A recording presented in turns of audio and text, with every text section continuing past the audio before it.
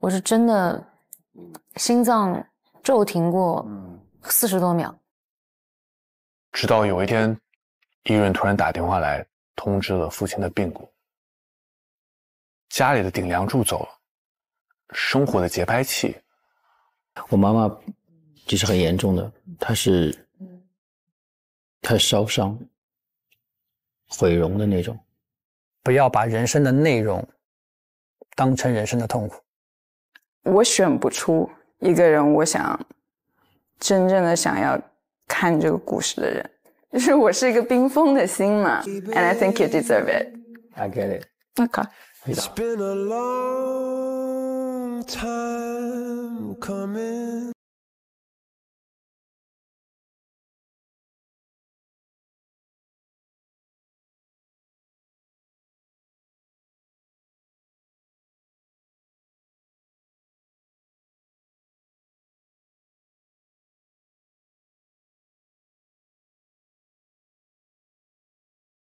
是谁呢？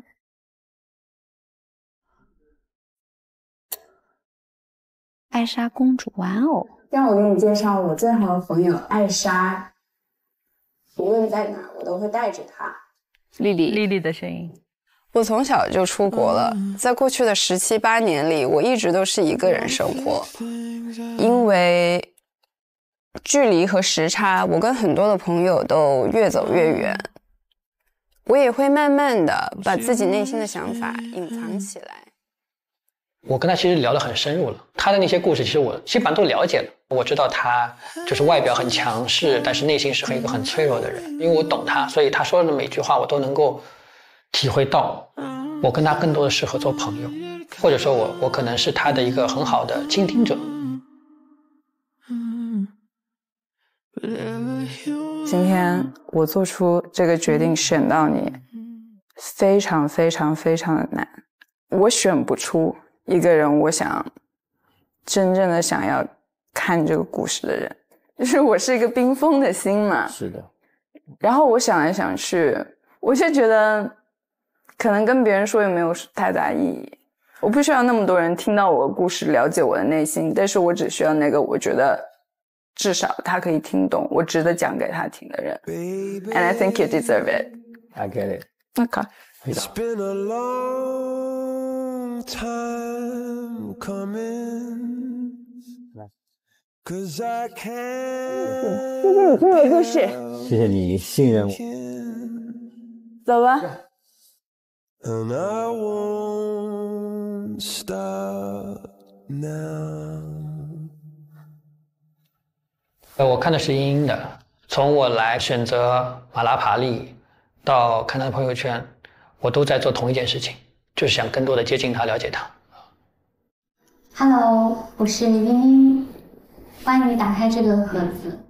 其实在告诉我们要冰封一个东西的时候，我又想了一想，最后还是决定什么都不放吧。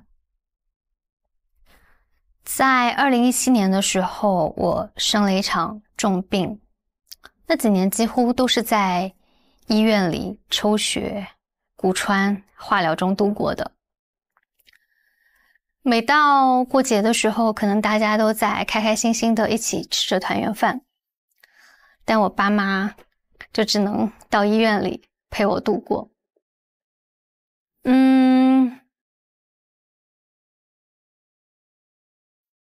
不知道是因为药物的关系还是生病的原因，我的身体上面留下了很多不可磨灭的印记，就像是我的脑子里面丢失了很多以前的回忆。有时候别人问我一些事情的时候，不是我不想说，是我真的找不到这些记忆了。就像是大脑开启了保护机制。现在的我更想记住当下这些快乐的瞬间。看到他的故事，这个让我真的一下子内心触动，就是或者说被针扎了一下的这种感觉啊。所以之前我还开玩笑的说他反应慢，说他数字敏感度低。这边有4个是不是？我们这里呢？ 1、2、3、4、5、6、7， 7个12个。什么？7个加4个是12个？哦，对不起。11个。哎呀，我的天哪，厉害厉害厉害！所以那一刻我是非常自责的，我不知道他之前经历过这么大的人生痛苦。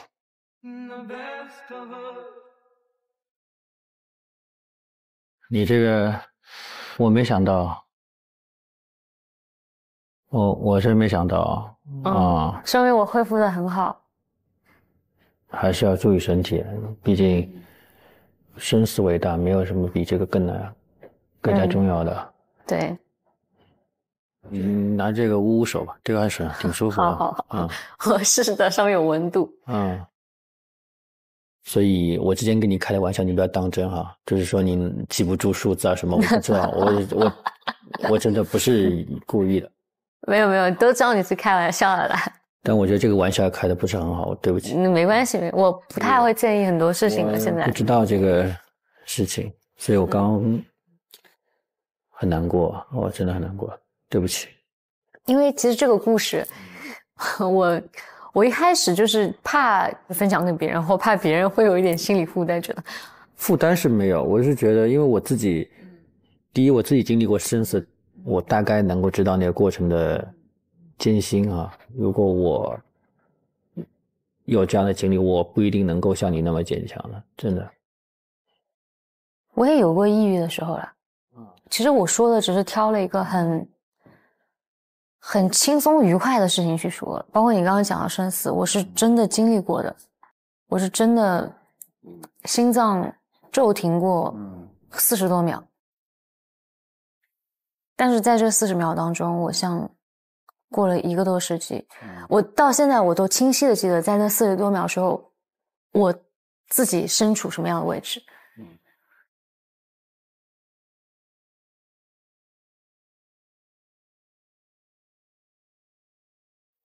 我不是觉得我很幸运，我就是很幸运。我住在那个病房里面，我的身边总是会不定时的更换很多人，因为有的人就不在了。我是印象特别深的就是那天晚上4点多，然后在病房里面，我睡得好好的，听到了整个医院走廊里面一声像是那种嘶吼吧，是那种就是非常痛心的一种嘶吼。然后我问我妈，我说这是怎么回事，她就说前2天白天来你病房溜达，你还给她苹果吃的那个小女孩，今天4点多的时候走掉了。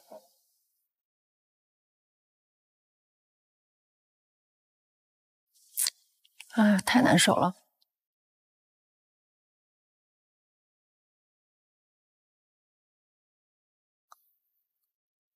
因为我觉得我是可以跟你说这个事情的，因为你经历过，所以我觉得我是可以跟你聊这个。其他人我可能就不会聊这么沉重了。对，我经历过生死，当然我是那个劫后余生的人。是啊，我们都是劫后余生的。所以可能应该是对生命的理解更深刻。对。你还是很乐观，你还相信爱情，你还渴望爱情，我觉得这个很乐观，真的，人乐观的心态才是最重要的。其实我反而觉得这件事情在某些程度上面它变成了一种标杆。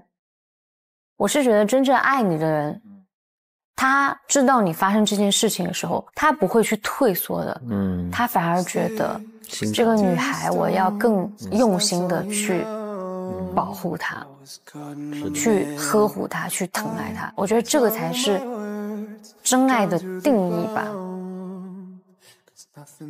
我很感动，他的盒子是空的，是因为什么？他可以装更多未来的东西。他过去的那些他经历的痛苦，没有在他的记忆里面停留，这样的话，他可以把这些东西放下，才能更好、更轻松的去走向未来。在他身上，我看到了我母亲，她也经历了人生这么大的转折点和痛苦，但她依然还这么乐观的活着。阿姨现在还好吗？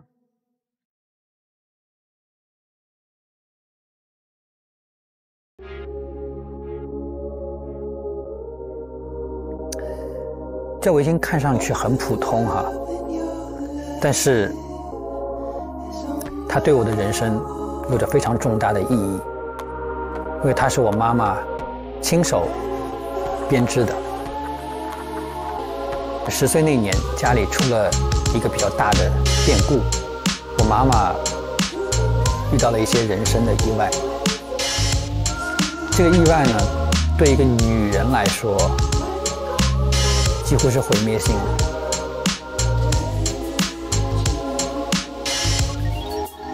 我妈妈就是很严重的，她是烧伤、毁容的那种，全身。那年我10岁，非常可怕的，就是整个他人就是个火球，你知道吗？然后从房间里跑出来，然后我坐在弄堂口，我就看着他被烧。从此以后就改变了我所有的人生。天哪！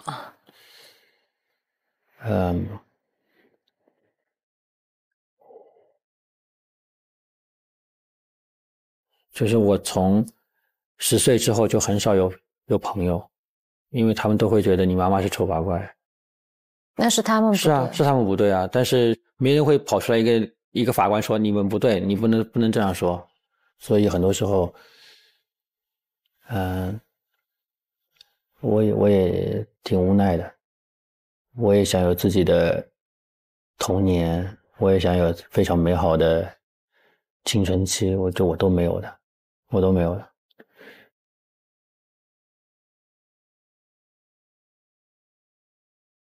但我也很乐观的，我看得出来，我很乐观的。然后我也，这可能是跟我父母有关系吧，尤其我妈妈，她没有放弃我嘛。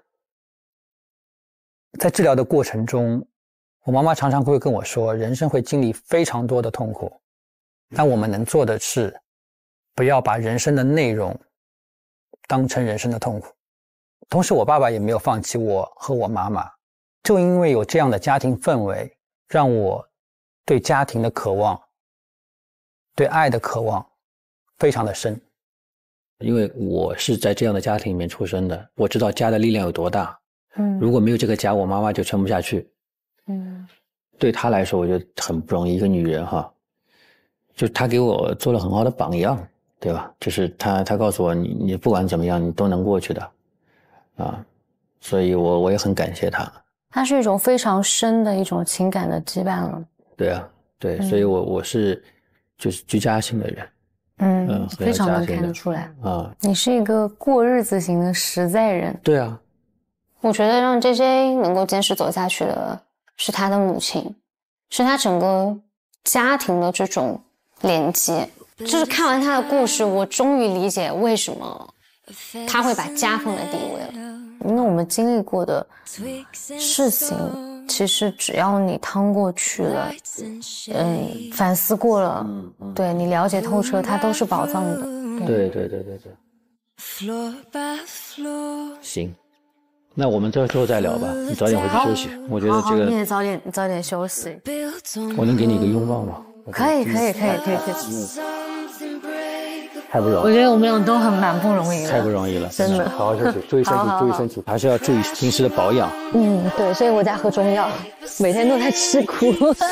我也觉得哈，人生呢，就是3分苦7分甜。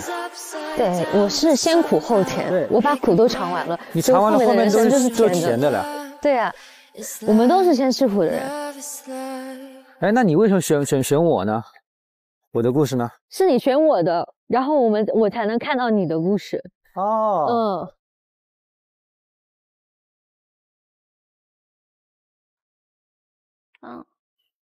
节拍器，哎，它这个搬不动吗？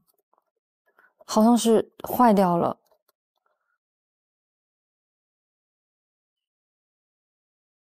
你好，我是佳荣。在5岁的时候，喜欢音乐的我收到了第一台钢琴和节拍器。那时候我以为说生活就会像节拍器下的钢琴曲，变得越来越完美，越来越美好。直到有一天，我父亲突然生病了，家、学校、医院3点一线，成为我生活的日常。我不知道这场病意味着什么，但我知道是我盼望着我父亲早日从那个充满消毒水的地方出去。这样的生活持续了2年，直到有一天，医院突然打电话来通知了父亲的病故。家里的顶梁柱走了，生活的节拍器好像就停止了摇动。我变得很自闭，我不会和任何人说话。我弹了10年的钢琴也随着这场变故画上了句号，没有再拧上这个节拍器的发条了。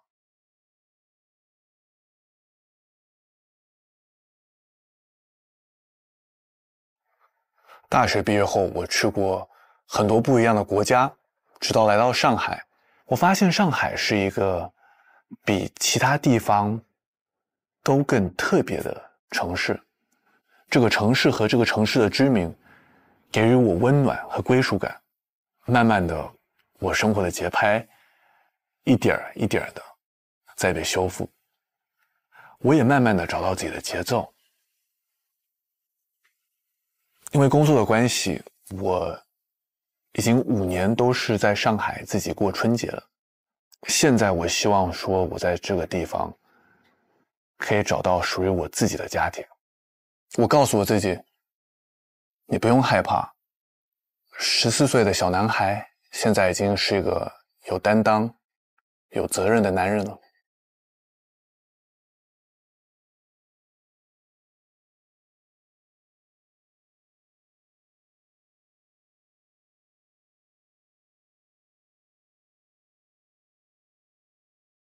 I was the knight in shining armor in your movie. 其实我并不想要茵茵看我的故事，因为我的故事比较沉重一些。然后我跟茵茵还接触了3、4次，我觉得还不到这个时候。我会担心她不知道该怎么想我，我会担心说她会不喜欢我。他没想到茵茵的也很沉重，他没想到茵茵其实非常的共情。对对。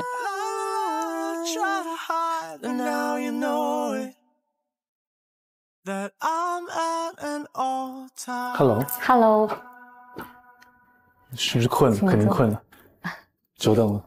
没事，刚刚从那一路下来就不困了。哦，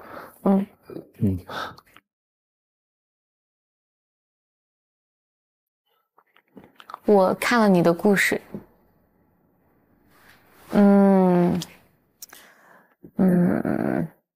怎么说呢？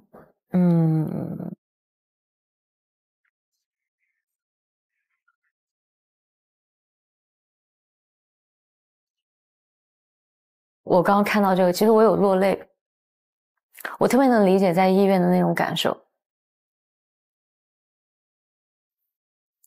在我看来，其实你某些方面跟我比较像，就是有的时候会比较的沉默，会比较的孤独吧，就是会一个人。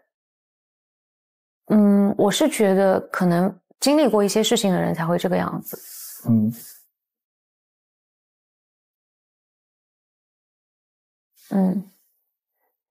对，反正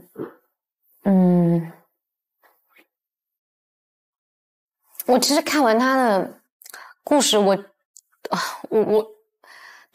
其实蛮词穷的。我觉得这应该算是他蛮内心深处的一个故事了。就可能他这段经历，他可能就虽然他现在已经长大了，但他可能都没有从里面完全走出来。我也怕给他很多压力，对，所以就不想再说太多了。就我现在其实我是真的不知道该说些什么了。没关系啊，没关系。我看了你的故事，通过看你的故事，我觉得你是一个特别勇敢的一个人，然后谢谢我也可以理解为什么你是一个这么有爱的一个人。就是我没有选错人，就是了解故事的人，然后我今天的约会对象我也没有选错。谢谢。其实我在选你之前，就是我有点心慌，因为我的故事不是一个我特别想分享的一个故事。然后我在房间就纠结了很久。但是我最后还是选择说，我想更多了解你。然后，现在这么来想，我好像之前担心太多了。就我因为看的人是你。你好像也能理解我，所以我就没有什么的。对，大家都是能够，算是比较能够理解彼此这段故事的。对，所以你能够，就是现在能够理解我为什么脑子会这样子了吧？就是会经常忘记东西，不知道上一秒自己在干嘛，然后发生过的事情，我说发生过了吗？就是完全不知道那种感觉。我理解你。其实我觉得没关系，因为我相信一定会有人会愿意提醒你的，就是会愿意一直在你旁边，然后对列个 list， 就是你今天干了什么什么什么什么。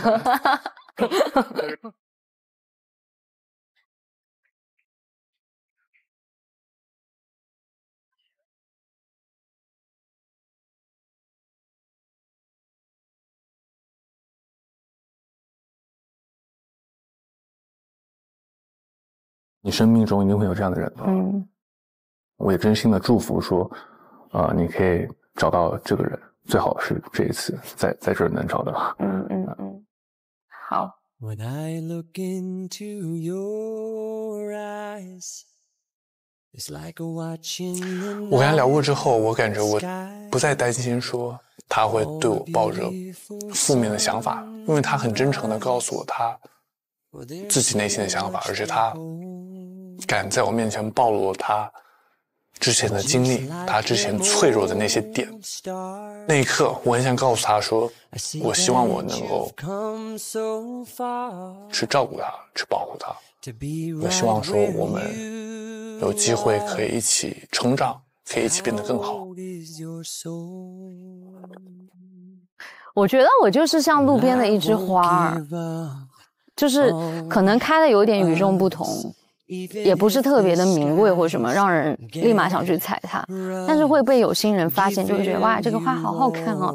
然后一凑近看，哎，这个土怎么是有点闪闪发光的？挖挖看吧，一挖里面，哇，有一棵红薯，然后再挖，哇，又有一棵红薯，挖，好多红薯啊，全大发了，就是那种感觉。你可能是不是温室里的一朵花，但你肯定是最美丽的一朵花。我不冷，我真的不冷，真的，谢谢。好，谢谢，衣服给你，冻死了你，真的，你还那么少，赶快上去啊你。晚安。好，晚安，拜拜。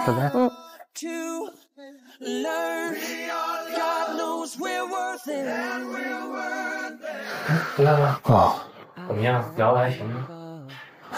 拍得挺好，很有共情。